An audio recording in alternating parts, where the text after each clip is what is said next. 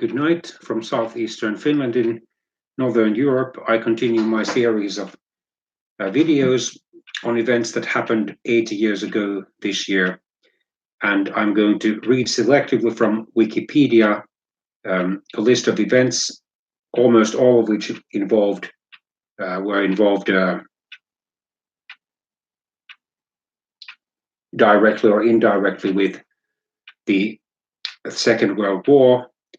They occurred in any case in November 1939.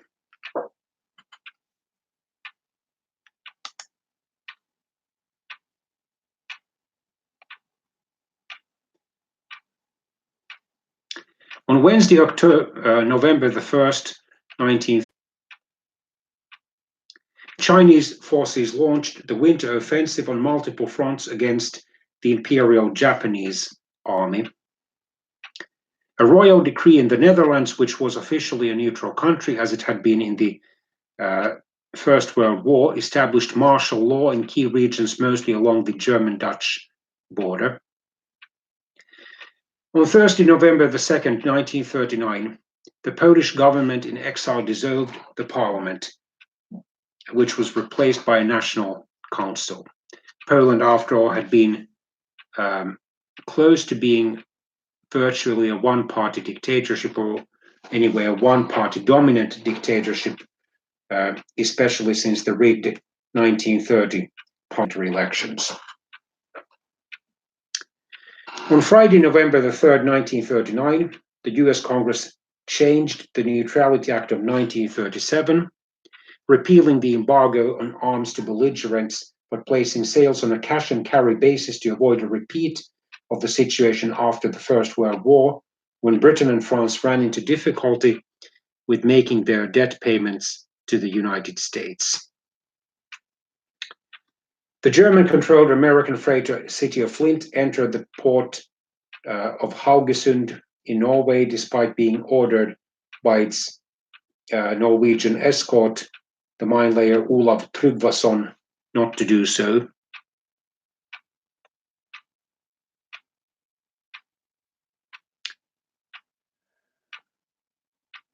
The British propaganda film The Lion Has Wings rushed through production after the outbreak of war and was released to cinemas in the United Kingdom.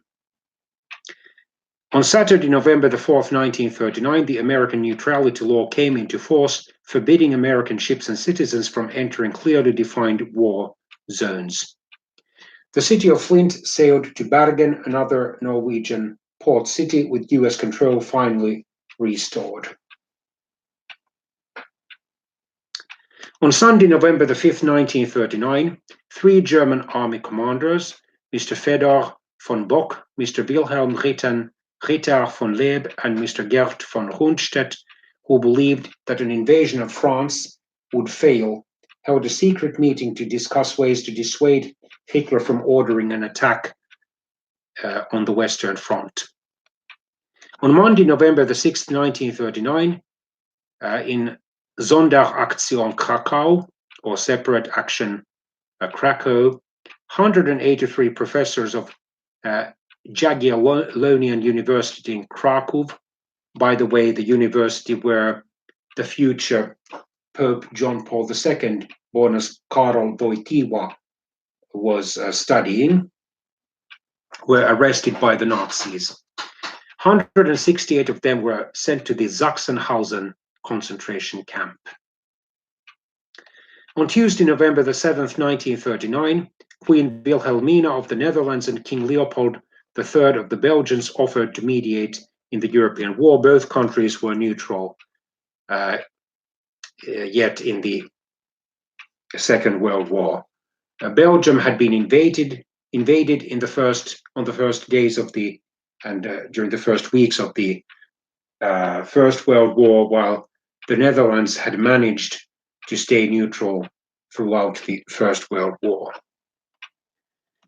The Polish government in exile made Władysław Sikorski general inspector of the armed forces. On Wednesday, November the 8th, 1939, there was another attempt on Adolf Hitler's life, this time in the famous Bürgerbräu Keller, or like Citizens Beer Hall, or like beer basement in Munich, Bavaria, southern Germany, on the 16th anniversary of the failed beer hall putsch. Hitler was scheduled to speak for a longer time, apparently, than his would-be assassin, Mr. Johann Georg Elser, a German carpenter, had hoped, but he finished the speech early and left the beer hall. 30 minutes after he had concluded his speech, a time bomb exploded near the speaking platform, killing 8 people. Mr. Elser was arrested with incriminating documents at the Swiss border and brought back to Munich for interrogation. His attempt to assassinate Hitler would have succeeded if the dictator's annual speech had not begun 30 minutes earlier than it did on previous occasions or in previous years. On Thursday, November the 9th, 1939, the last formal negotiation between the two Finnish negotiators, Ambassador and Counselor of State, Mr. Juho Kusti Paasikivi, and Finance Minister and longtime Social Democratic leader, Mr. Väinö Tanner, with the Soviet dictator Joseph Stalin and the Soviet Foreign Minister, Mr. Vyacheslav Molotov, occurred in the Kremlin in Moscow. The two sides were unable to conclude an agreement, and Molotov had already ominously said during the negotiations, since we civilians have failed to produce an agreement, it is time for the soldiers to have their say. Also on this day, the Supreme Allied Commander Maurice Gamelin, a French army officer, revealed his dial plan at a conference of senior Allied officers in Vincennes, France. On Friday, November the 10th, 1939, Hitler flew for the first time in his new personal transport plane, an FW-200A-0 named Immelmann III after the World War I flying ace Max Immelmann. On Saturday, November the 11th, 1939, Hitler appeared unexpectedly in Munich at the funeral for the victims of the Bürgerbräu Keller bombing. He stayed only a few minutes to hear his faithful follower and deputy, Mr. Rudolf Hess, deliver the eulogy and then left without speaking.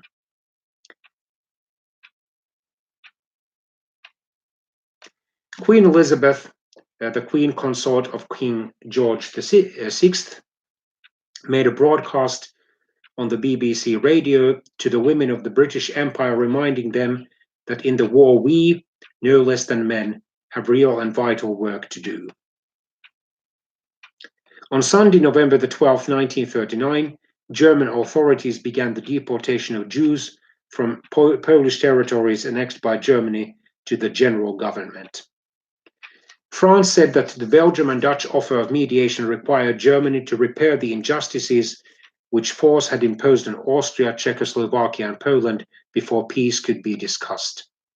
George VI wrote a reply explaining that the essential conditions upon which we are determined that an honorable peace must be secured have already been plainly stated. But if the Queen of the Netherlands was able to communicate to the King any proposals from Germany of such a character as to avoid real prospect of achieving Britain's aims, he would give them his most earnest consideration. On Monday, November the 13th, 1939, British soil was bombed by the Germans for the first time in the Shetland Islands to the north of Scotland. No casualties were inflicted. And on November the 13th, the Finnish delegation in Moscow officially broke off negotiations with the Soviet Union. The Union of Armed Struggle was created from an earlier Polish resistance movement, the Service of Poland's Victory. A mine sank HMS Blanche in the Thames estuary, the first British destroyer lost to enemy action in the war. On Tuesday, November the 14th, 1939, Foreign Minister Joachim von Ribbentrop informed the Belgian and Dutch envoys that Germany was turning down their joint mediation offer based on the responses already made by Britain and France. On Wednesday, November the 15th, 1939, the Battle of South Guangxi began in China. The German heavy cruiser Deutschland was renamed Lützow, both to confuse enemy intelligence and to avoid the potential damage to national pride that would occur if a ship bearing the name of the country were to be sunk in action. On Thursday, November the 16th, 1939, the famous Italian-American gangster and mafia leader Al Capone was released from federal custody after serving 7.5 years of his 11-year sentence for tax evasion. Capone was suffering heavily from paresis, and upon release, he immediately went to a Baltimore hospital for treatment. On Friday, November the 17th, 1939, Germans stormed the university dorms in Prague and other towns in the former Czechoslovakia, attacking and arresting thousands of students. The Nazis executed 9 Czechs by firing squad without trial that day for leading the recent demonstrations. Today, International Students' Day is observed on November the 17th in remembrance of the students who were killed or sent to concentration camps for opposing the Nazis. The British-French Supreme War Council held its 3rd meeting in Paris.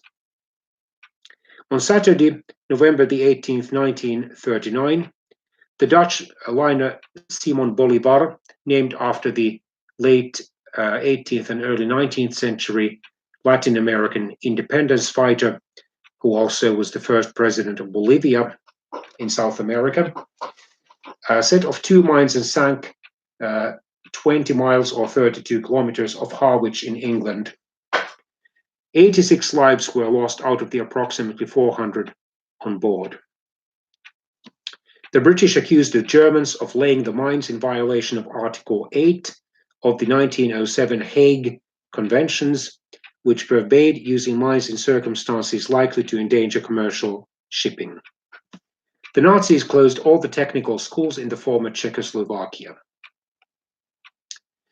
On Sunday, November the 19th, 1939, an official German communiqué announced that barricades had been erected around the Warsaw Ghetto and that Jewish districts would be placed under strict control. On Monday, November the 20th, 1939, Britain had its first submarine success of the war when HMS Sturgeon sank the German patrol vessel V-209 in the Heligoland Bight. All Jewish assets held in banks in the general government were blocked. Hitler issued Directive No. 8, further preparations for attack in the West. On Tuesday, November the 21st, 1939, the British government declared a blockade of German exports in reprisal for numerous incidents at sea, such as the sinking of the Athenia and the Simon Bolivar. I may remind the House that in the last war, as a measure of justified reprisal for submarine attacks on merchant ships, exports of German origin or ownership were made subject to seizure on the high seas. Prime Minister Chamberlain explained to the House of Commons.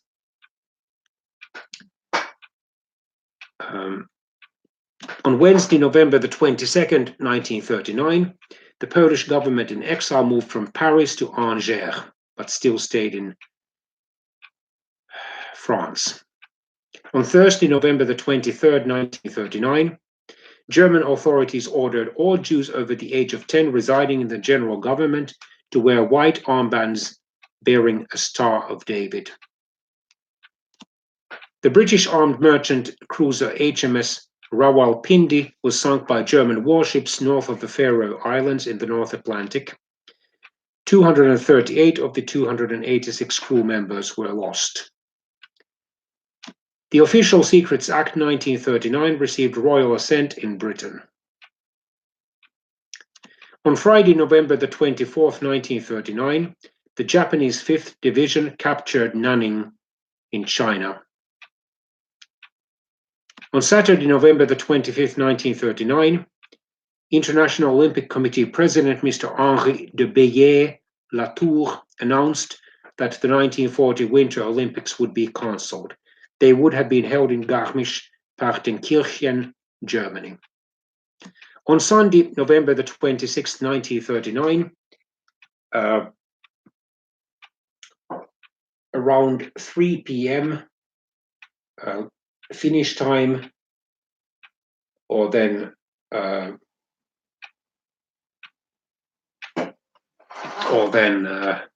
around 4 p.m.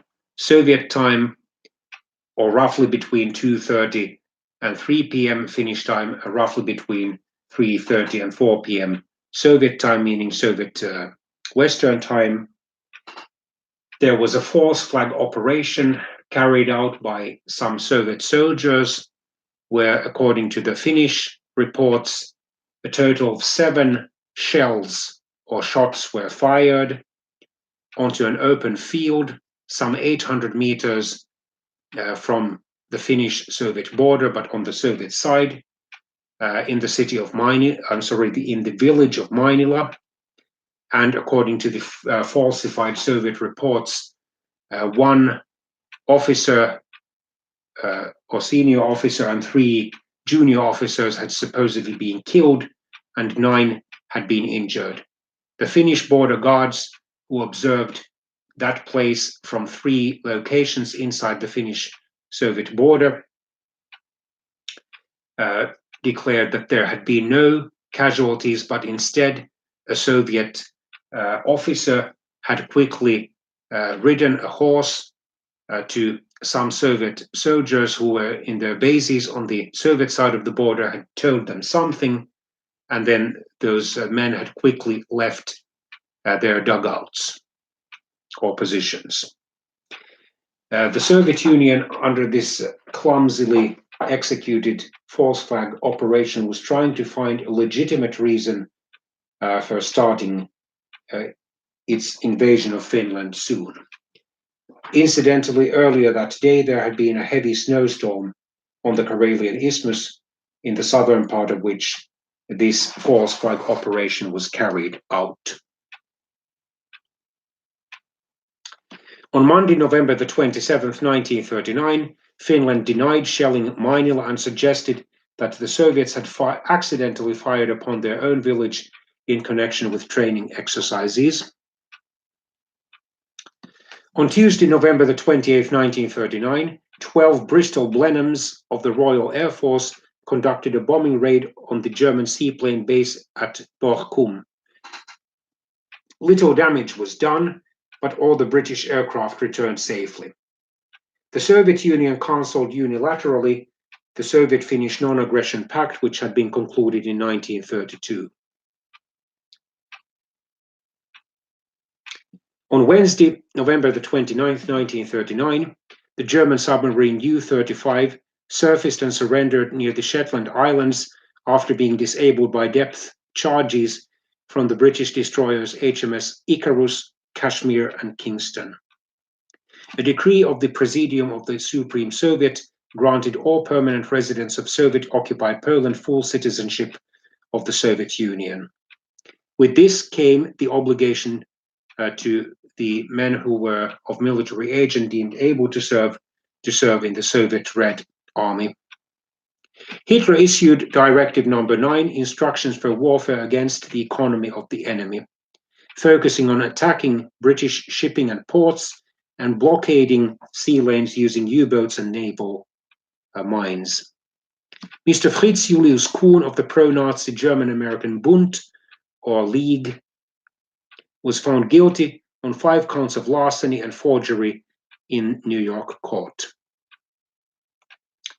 And Also on November the 29th, 1939, the Soviet Union broke off its diplomatic relations with Finland. On the morning of November the 30th, 1939, around 6:50 a.m. Finnish time, the Soviet Union began shelling the Finnish territory in the southern part of the Karelian Isthmus, signaling the start of the Winter War. 600,000 soldiers of the Soviet Red Army began to cross the Finnish border, and the Soviet aircraft bombed several Finnish cities, including the capital Helsinki. The Battle of Petsamo on the far north, in the far north on the Arctic Ocean's southern shore began.